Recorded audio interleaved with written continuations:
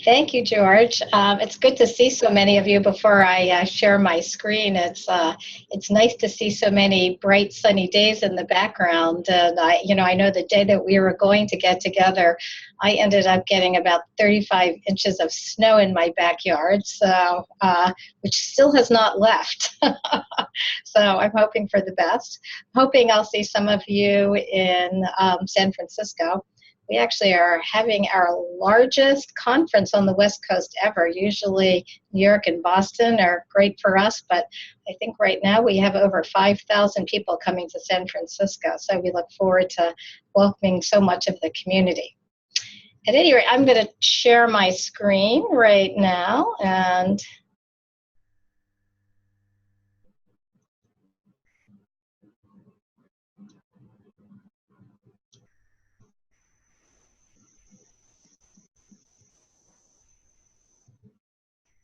okay. George, can you just check in with you? Can you see this okay? Perfect. Okay. So what we're going to talk about today is kind of a blend of governance in times of change, and also to really dig into some of the change that's going on in the world around us, and why particularly trustees need to think a little bit differently, as well as heads of school. I know for the heads on the call, many of the things that I'm going to talk about today are uppermost on your mind. But for a trustee, some of these issues may be new for you, but I think what they all point out is that governance is a little bit more complicated today than it was a decade ago, 5 years ago, even 2 years ago. And so what we're going to look at today is, first of all, what's happening in the world around us. What is some of the disruption that is going on that's affecting our world? And we're going to start very large and then move down. So here's something that probably you all used to go to Blockbuster, was something that, I know I used to wait in long lines to rent videos, and not so much anymore. Here's another one. I think so many of you had Blackberries. I know I had a Blackberry, and I still think it's better for texting than anything that we have right now. But, there was a time that BlackBerry was synonymous with smartphones. And, what happened to them and in the market? This is my hometown newspaper, the Washington Post, and I can still remember the days when, you couldn't imagine not subscribing to the Post and getting it on your doorstep. And so many of you certainly know that with your newspapers, and really this is something that was very disrupted by technology, as was the music industry. But for all of these, what really caused their downfall? And to some degree, it's failure to really adapt to the marketplace, to really see those signs that are out there. And I think in governance today, one of the things that we really have to pay attention to is, what are we hearing from the external world that's going to affect our schools? And if you were on the board of one of these organizations, what might you have done differently? I was talking to a group of trustees about this the other days, and one of them said, we should pay attention to what our kids are doing, because it will give us some clue as to what might be changing in the world around us. Although there are many organizations that don't read the tea leaves, and they fall into a fate that is not one that they'd hoped for, certainly one that appears to be taking over the world is Amazon. I was just reading a statistic that Amazon, after when they started looking at online sales in January, considering how many vendors there are that sell things online, Amazon actually accounted for 39% of that market because of a number of things that they did. But what's really interesting to me about watching Amazon is how they keep on adapting to changes. And a few months ago, they launched Handmade at Amazon because they started to look at the popularity of the handmade market and the kinds of things that you would buy on sites like Etsy. And what's really interesting about that is, they already own such a large part of the market, and some of the market share for anyone shopping online. They're really always reaching out and saying, what might we do differently? What's really interesting is that Jeff Bezos has now acquired the Washington Post, so it's been quite interesting to watch what he's doing with that newspaper. And certainly what he's doing so far is really what he knows, is looking at how he can increase hits on the newspaper online. And what will be the next move there is anyone's guess at this point. But I think, the message for schools and trustees is, how do you ensure that you're constantly looking out over the horizon to see what is the next thing? And I think this was summed up quite well in a book called The Other Side of Innovation, which has been a little bit of my Bible over the last few years. I want to give a plug for an easier version of this. The Other Side of Innovation is a book that really talks about why organizations fail to innovate. And why they miss some of these things. And the author really talks about three things: a physical trap, a psychological trap, and a strategic trap. And the physical trap is one that we probably all have experienced in our own schools, our own businesses, and that is when you've invested a lot of money in something, and often this is the case with technology. You've put a lot of money into it, and you certainly want to stretch that over lots of different uses, but you fail to notice when you're really putting a square peg in a round hole. That it's time to create something new, and reconfiguring something old doesn't work. The psychological trap is, when we've been quite successful. And I think, this today is for schools. We can look at, so many of our schools were built and were accustomed to looking at what the baby boomers were interested for their kids. And now I think there are quite a bit of differences in what millennial and Gen X parents are looking for. And I'll give you a good example. We do a lot of research studies with individual schools who are interested in understanding their trajectory. And there's a school in California, very, very, very successful school. And still long waiting lines, great enrollment, but they started to see some softness in their primary grades and decided to do a brand value study to understand what was happening. And it was pretty clear after they did this piece of research that younger families felt that the school was very traditional in its approach to its curriculum, and they felt that there would be much greater value in looking at a school that taught things like entrepreneurship, where innovation was really at the center of everything that they did. And this was really a huge change in the market for them, because their families for decades had really felt that buying into that school's approach to education would put their kids in line for the best colleges and the best outlook. But again, you can, in Jim Collins' terms, this is sometimes good as the enemy of great. When you're doing quite well, it is hard to see some of those changes in the marketplace. And similarly is a strategic trap. And that's when we really focus on what's happening today and we fail to see the future. In Amazon's case, for example, they very much are, they're doing quite well. They are just continue to eat up larger and larger pieces of the market, but they're always looking ahead. They're saying what's going to change about that, and they're introducing new services.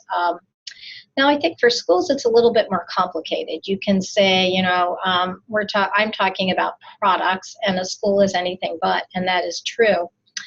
But I think what we need to look at is how do we translate our mission in ways that the current market understands what it is that we're about. And then how do we know where we may struggle in the current market because families may not be looking for certain things anymore that may be at the center of what we offer. Now, and again, this is a choice that every school needs to make. But for trustees particularly, I think it's very important to actually have these externally focused conversations to look at what's happening in the world around them and say, how is this going to affect us? What kind of strategic decisions, if any, do we want to make? One thing I would suggest is if your board really likes to talk about innovation, there is there's a companion book to The Other Side of Innovation that's called How Stella Saved the Farm. It's a little over an hour read. Some of you may have heard of this book, and it's actually written as a fable about innovation. And in fact, the stars of this are a sheep and an alpaca. So it's kind of a different story. But it has sort of an interesting parallel. Our leadership team at NEIS is reading this book currently. And the parallel is, I'll just set the stage for this story, is that the farm that is referenced in the book is actually owned by animals. And the animals are really very close to understanding how to run the farm. And so, it's really the center of what they do. And they do quite well, but human-owned farms have started to really employ technology in what they do. And so the farm owned by this group of farm animals is now asking themselves, how do they innovate?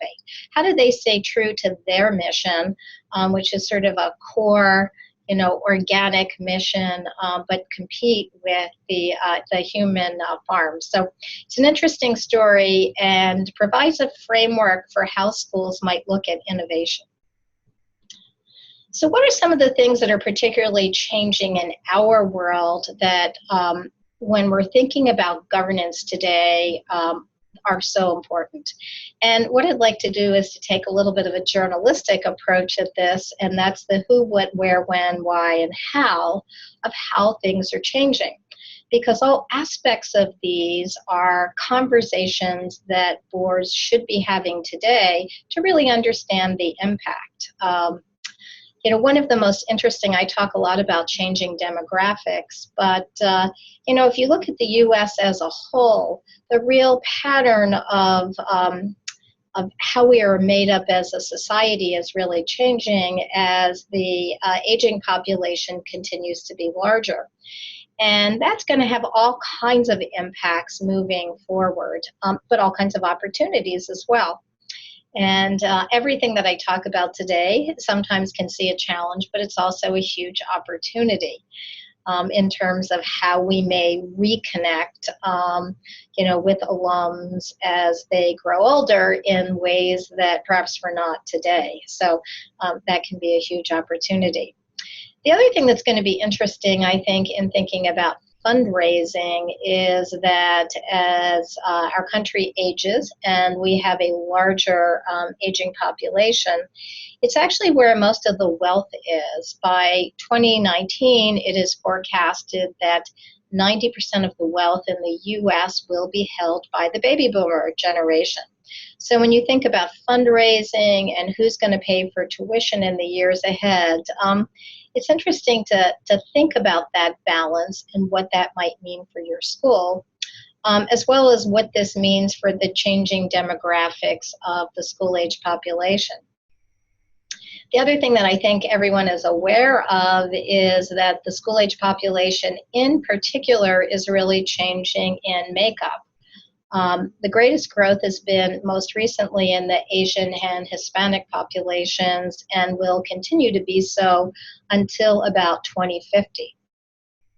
And although in many parts of the country right now we're seeing a little bit of a downturn in the numbers of the school-age population, some of that is predicted to increase a bit, but depending upon where you live, there may be more volatility than not. Particularly in parts of the Northeast, we're seeing probably for the next 5 years projections for those school-age populations to be quite flat. But that really does not mean a huge amount in terms of how you may attract students to your school. It means that you really have to understand the population. A good example is I was recently at a school in Pittsburgh, Winchester Thurston, and Pittsburgh has a declining school-age population.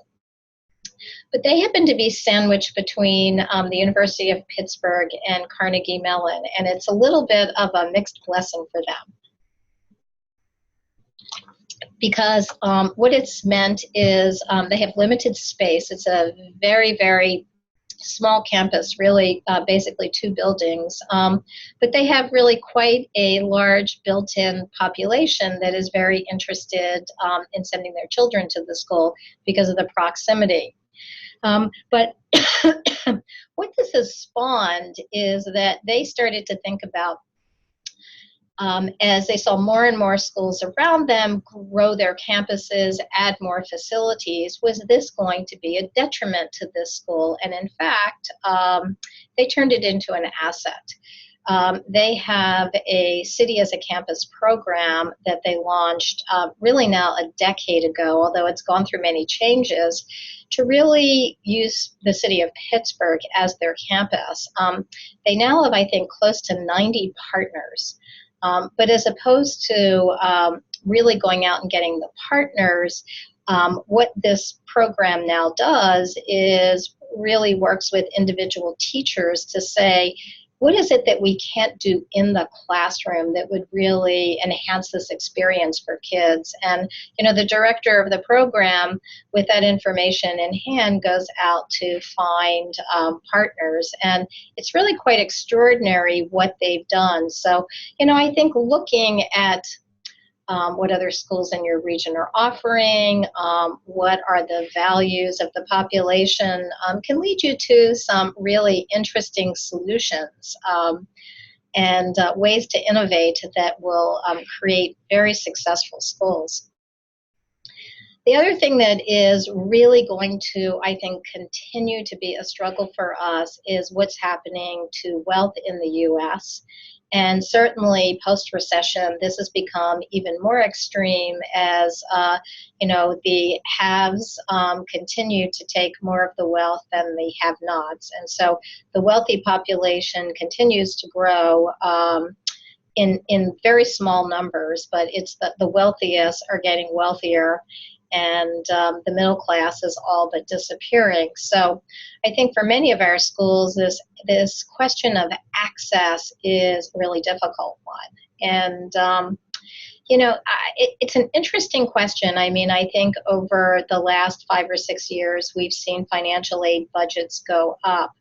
But right now, more of the interesting conversation that I think is happening in the independent school world is the fact that there are so many kids in the U.S. in need of a quality education.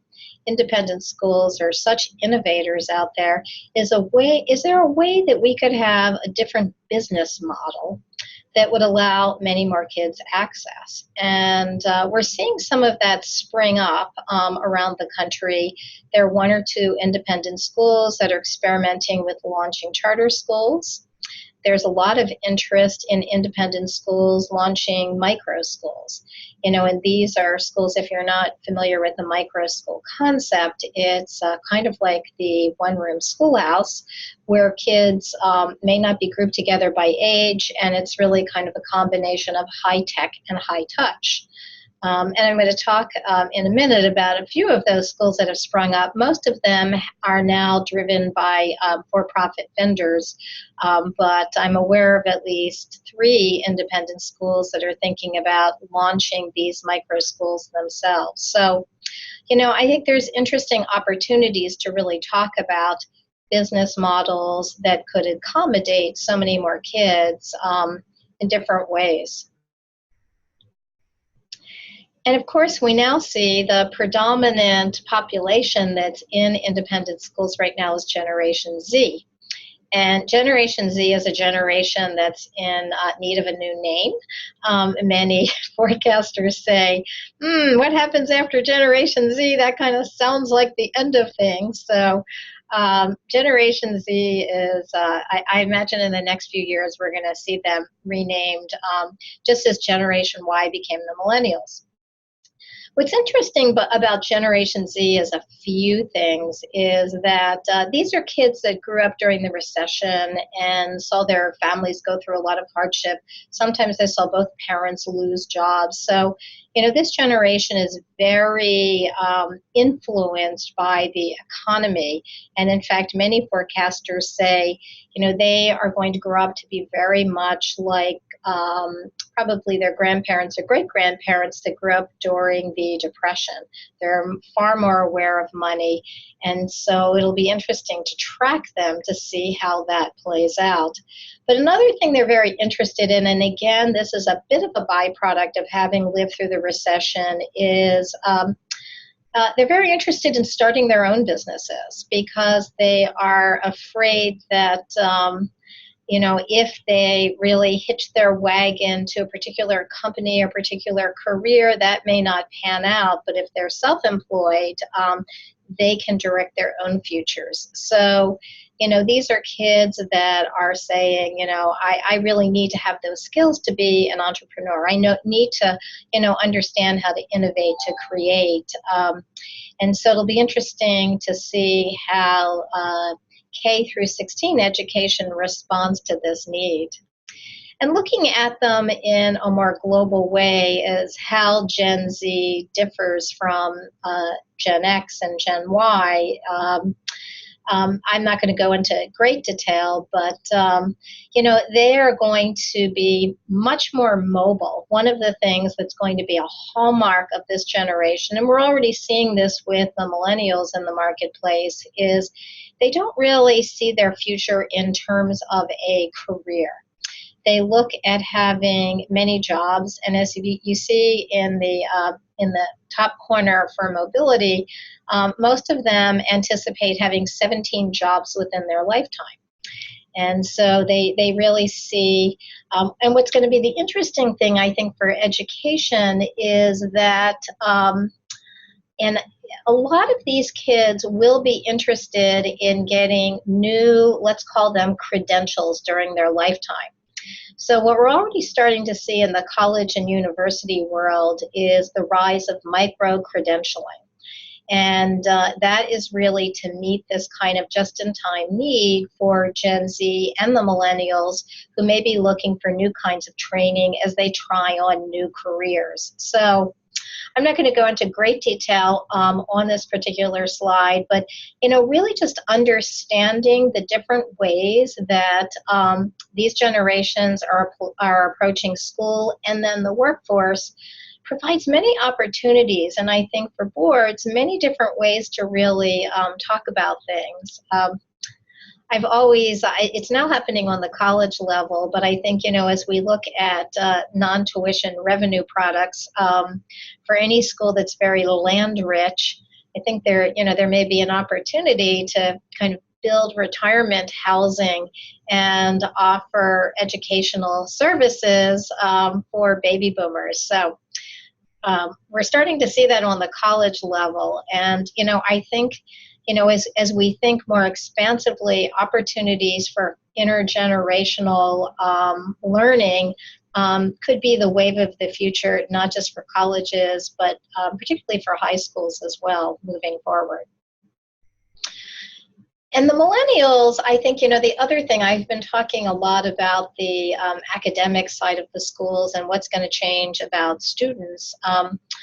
But something that I think often we don't talk about in the boardroom is how do we ensure that when boards look at strategic plans and they approve budgets, how do we ensure that we are doing the things that we need to do to ensure that the school has a strong workforce?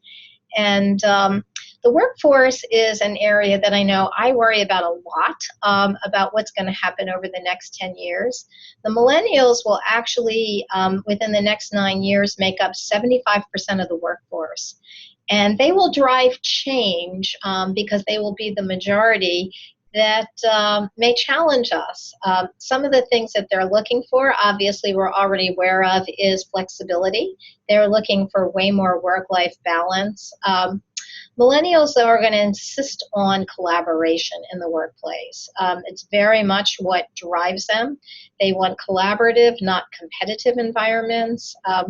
They also want almost continual feedback, and that can be quite difficult if you don't have a setup that allows for that. I think sometimes, particularly when I'll go out and talk to division heads or assistant heads of school who may be, closer to supervision, sometimes it can be like running like a 12-step AA group first, where everybody has to say how much the millennials drive them crazy before we really talk about the wonderful attributes of this generation and how we can really get the most out of them, because they're a very creative, entrepreneurial generation, and certainly will help us to look at things differently.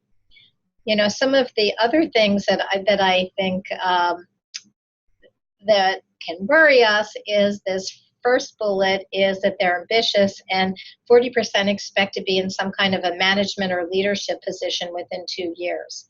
That may seem unrealistic, but I think what it calls for is, when we think about putting together talent plans, is really how do we think about how we give faculty and staff opportunities for career development, for leadership development at all points in their career.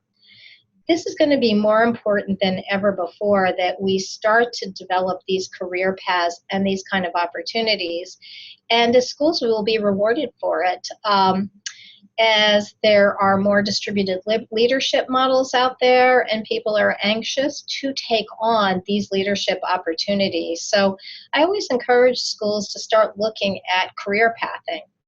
And this is not something that needs to be onerous, because you can actually really train your faculty and staff to start doing that work themselves, to really start modeling out what is their passion, what would they like to do, what kind of leadership opportunities do they want to take.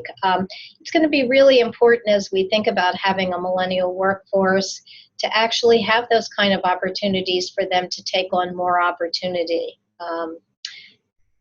in the future.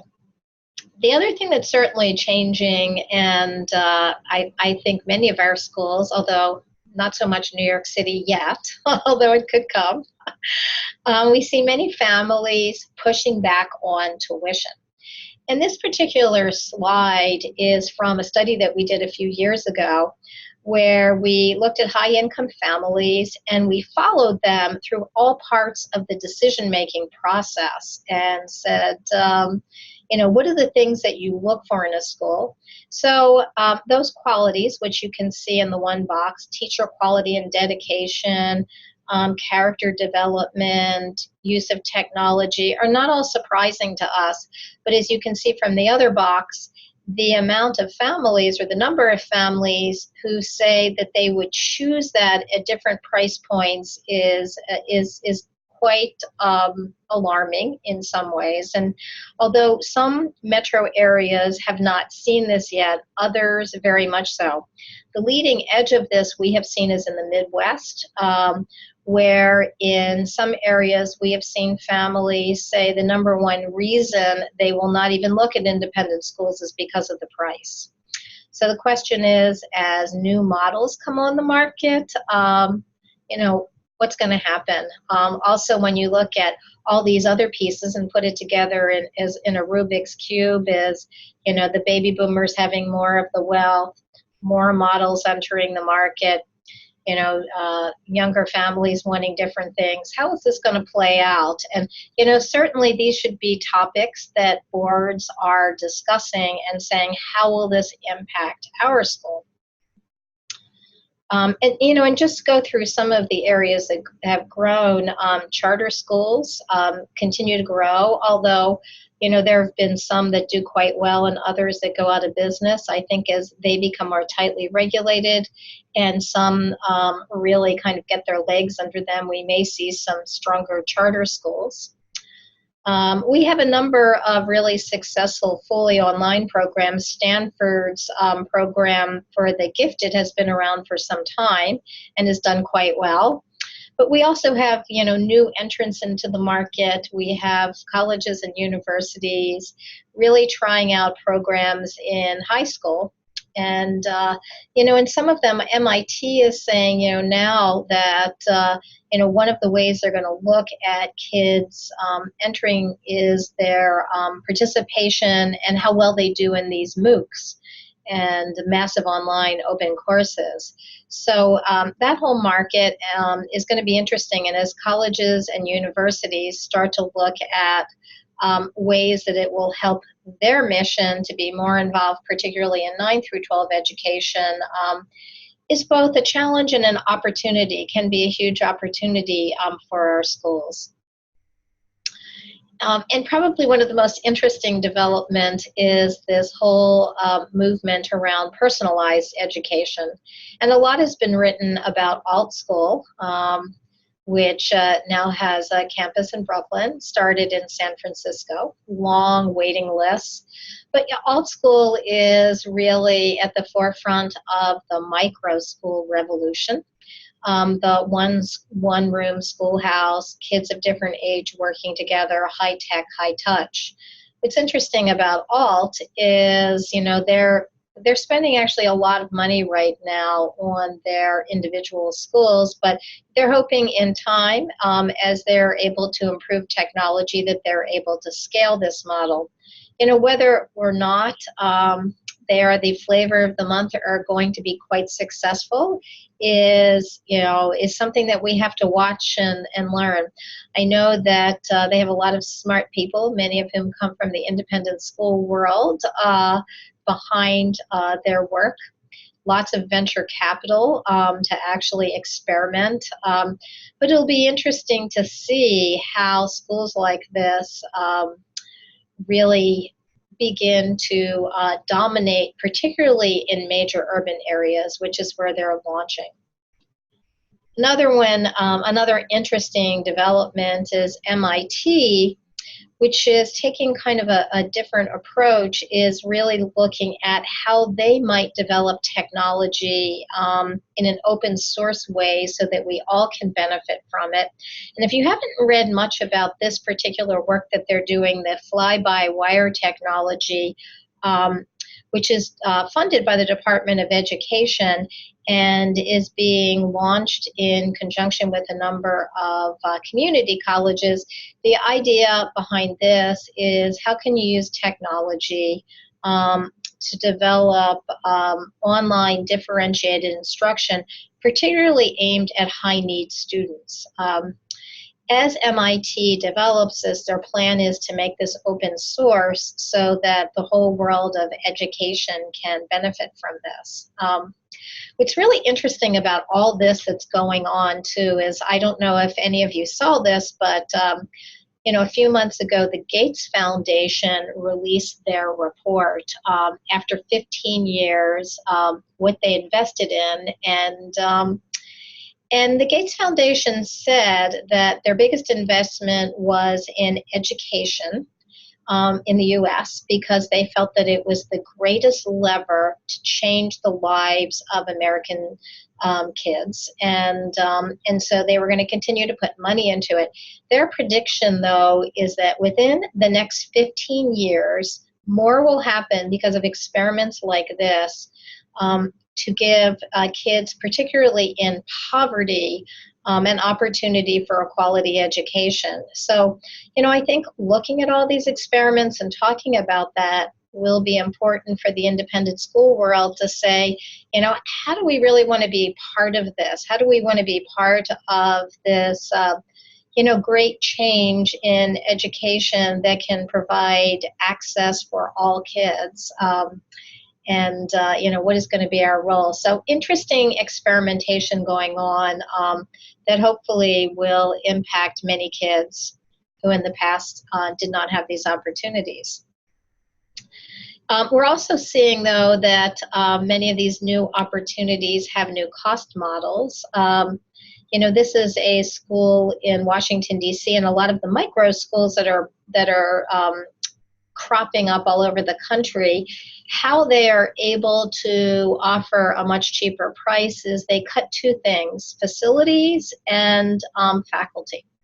You can say those sound like not good bats, but they decided that if they put all their money towards quality academics, that what they could do is really ensure that they could open up really an independent education for half the price of independent schools. So this, which is the first of the Blythe schools in the United States, they already have quite a few schools in Canada, is basically using, again, the city as their campus, very similar to Winchester Thurston, but they go in and they look for strong partners. In this particular case, they partnered with the Smithsonian, and are sending their kids out to facilities all over the city so that they do not have to underwrite the cost of those facilities. They also have a block schedule where kids take 2 to 3 classes a semester, and actually, like colleges, are trying on an adjunct faculty model. So only about, I think, 60% of their faculty is full-time, the rest is adjunct. And really by making those two changes, they're able to come up with a very different business model. So again, I think for boards, one of the questions going forward is, what do we see as a sustainable business model for our school moving forward? And, I think in terms of, I think many of us have seen this, what's happening on the college level is this launch of competency-based education. The forefront of this is being led by Southern New Hampshire University, who really is transforming higher ed, with this notion that, student-centered learning, where students drive their own education at the pace that they are willing to learn at. So competency-based education is probably one of the 5 biggest growing trends in higher ed. And, I think a question for us is, what does that mean for independent schools in terms of preparing kids for perhaps that kind of education as they move on to college? How can we ensure that we're putting them at the center of their education in K through 12? It also begs the question of, how much of this is going to come down to K through 12, particularly in high schools. Will there be more of a movement for us to start looking at our own brand of competency-based education, and what might that look like? So it's going to be an interesting trend to see how that continues to develop and starts to take hold in mainstream higher ed, not around the edges as it is right now. And probably one of the more interesting conversations of all is, in this world where knowledge can be obtained in so many ways, what is that going to mean for college? This book, The End of College, really is an interesting read, which really posits that what's happening in emerging technology is really going to radically alter in a very short period of time how we see the college experience. And, what kind of an opportunity is that for independent schools in terms of how they might prepare their kids for the future? Really interesting times, I think, to have for a board to really talk about that and the impact that it might have on schools. And the most interesting piece that I have read recently, this is from a company called KnowledgeWorks, which always really pushes towards the future. And in fact, you can Google KnowledgeWorks. One of the more interesting things that they have really just launched, which is a lot of fun to do, and we actually, our leadership team at NAIS just did this, is, they spend a lot of time talking about how do we teach for the unknowable. As we look at the world around us and how is it changing. And one of the things that they have now put together is, what is it going to look like in 2030? What kind of people are going to be employed at K through 12 schools? Will they be teachers the way they see them now? And in fact, they have a little online quiz that you can take with about 12 different roles. And what they suggest is that the roles in schools are going to be very different, and you can actually see, depending upon, what kind of strengths you have, what kind of role you might play in if you're employed at a K through 12 school.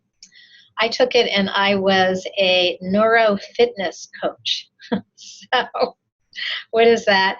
But, it's actually a role where you work with others to train them to think in new terms, to kind of unblock their minds in such a way that they may see things differently. But one of the more interesting things that they've said is what is going to really explode is if the workplace starts to look at credentials differently. If a high school or a college education is no longer the point of entry, but in fact your mastery of a set of skills is really the entree, how is that really going to change the very nature of how we look at degrees? And so they go through a lot of scenarios. Some of them are pretty wild, but some of them are already happening where there's more of people demonstrating mastery than showing that they graduated from a particular school. But it's certainly something that we're starting to see, particularly in the tech world. How it happens in other worlds is yet to be seen, but it will be a huge change that brings about some massive shifts that create some opportunities and some challenges for schools. All of this has really led to a lot of churn in the marketplace. Overall, we have seen enrollments go down a bit, but it's different for different schools. This is a chart from our trend book that looks at day schools. Some day schools have lost enrollment and some have gained enrollment. The interesting thing about that is if you kind of dig into the demographics, those that have gained enrollment can be in markets that are challenged. It's just that whether their value proposition is unique or something about them is really very attractive to that community has made the difference. So there isn't any, one secret sauce. And in fact, NAIS is hoping to engage in a project where we actually conduct in-depth brand value studies of all of the major metropolitan areas in the U.S. And I have a meeting with a research provider tomorrow to talk about how we might do something we've done on a small scale and a much larger scale to really get at this nuance of what's different and what's driving different parts of the country. Where are things similar? Where are things different? What can we learn from schools that have been on the cutting edge of change? And hopefully it's something that we will complete during the next year and have very individual information to share with schools.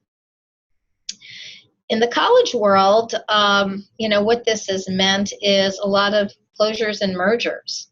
And Moody's predicts that, from now to 2017, we actually are going to see that triple in higher ed as so many schools really struggle for a value proposition in this quickly changing marketplace. And for boards, I think, studying what's happening in higher ed and doing some scenario planning and saying, what can we learn from this? Where are some of the vulnerabilities in our school, and what might we change or do differently because of that? I think it's an interesting conversation. But, it certainly means that we are in an industry in the midst of disruptive change.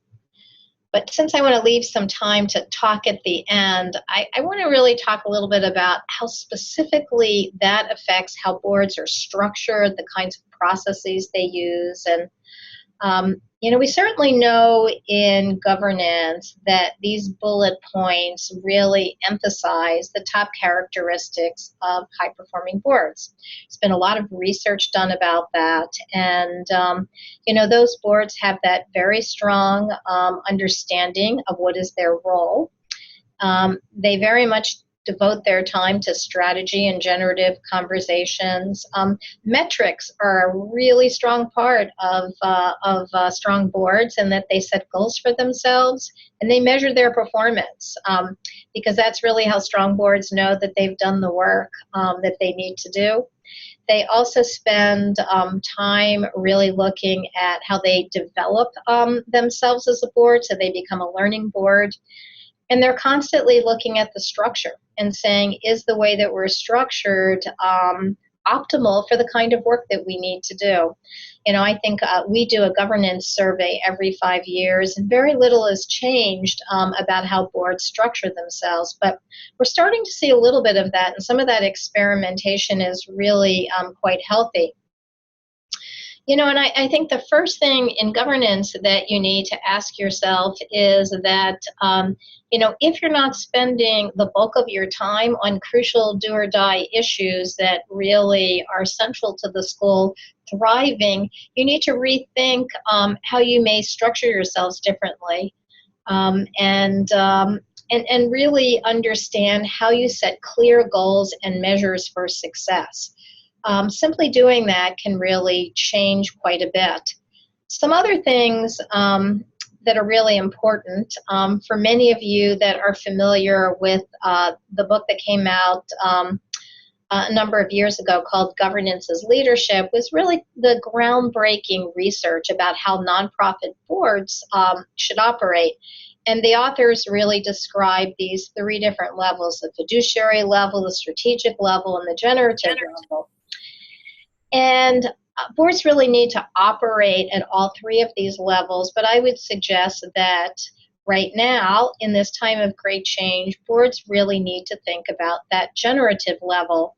And, when you look at some of these changes, boards are really spending their time discerning the problems, asking the right questions. They're grappling with these questions. And, one of the most effective ways to do that, because a lot of boards, they'll read the book and say, I don't really get it. This generative work seems very difficult. And, one of the authors of The Innovator's Dilemma came up with what I think is a really neat way to actually get boards to start talking about this. And that is to use a technique called catalytic questioning. And how catalytic questioning works is basically, you take a really meaty topic, like, let's just talk about these for-profit schools with new models. And you don't actually get into discussing how it affects the schools, but boards spend 20 minutes identifying every single question they may have about this topic, every single question. The rules of the game are that you can't answer any questions, you just have to come up with the questions. What's really interesting, if you ever try this method, is, for the first 5 minutes or so, they'll be the very predictable ones, and then people really start getting into interesting places.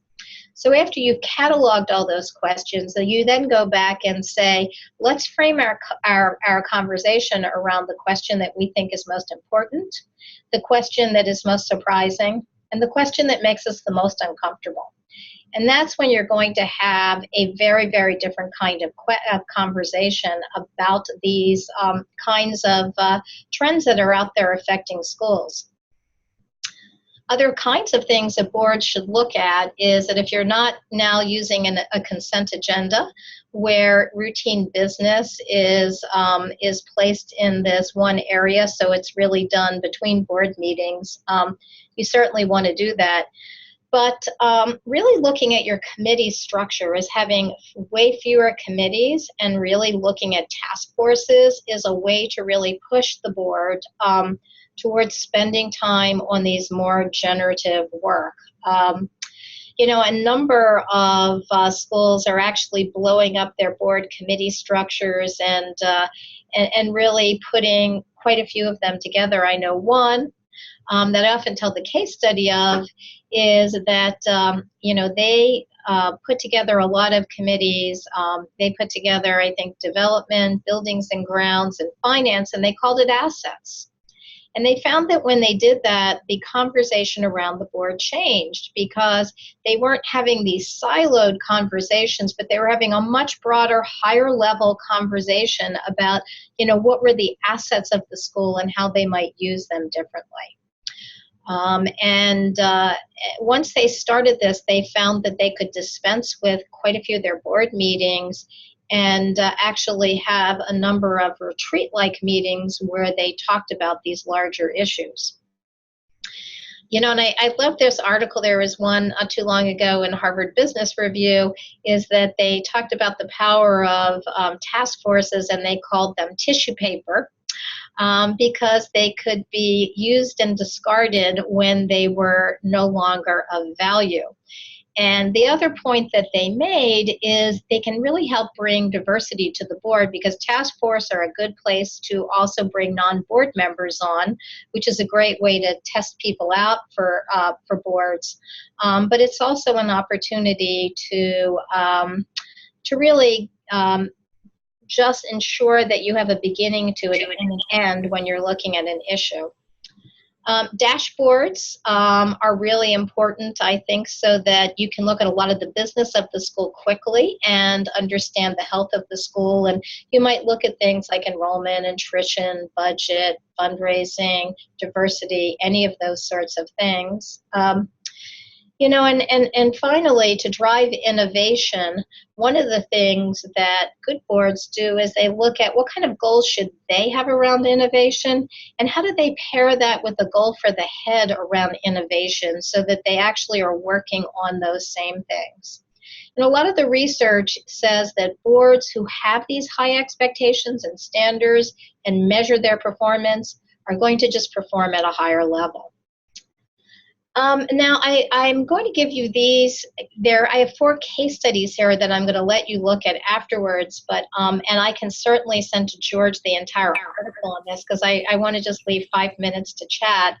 But this was from an article called Small But Mighty that profiled a number of small colleges that were very similar to independent schools, and their board and leadership team looked at things differently. And it's an amazing story of, you know, how in some cases they looked at how they came by the resources for growth differently. So there are 2 case studies on that. Another is how did they put into their DNA developing an outward focus. And so some interesting cases on that.